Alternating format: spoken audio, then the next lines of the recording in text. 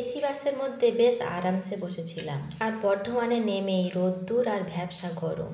হ্যাঁ, মাঝে মাঝে বৃষ্টি হচ্ছে, আবার রোদ্দুরও হচ্ছে। বর্ধমানে একটা চায়ের দোকানে চা খেলাম, আহ কি যে ভালো লাগলো বন্ধুরা, কি বলবো। আর আমার ছোট বোনের ছোট দেবর, আমাদের সবার ছোট ভাই, আমাদেরকে রিসিভ করার জন্য বর্ধমানে গাড়ি নিয়ে ওয়েট করছিল।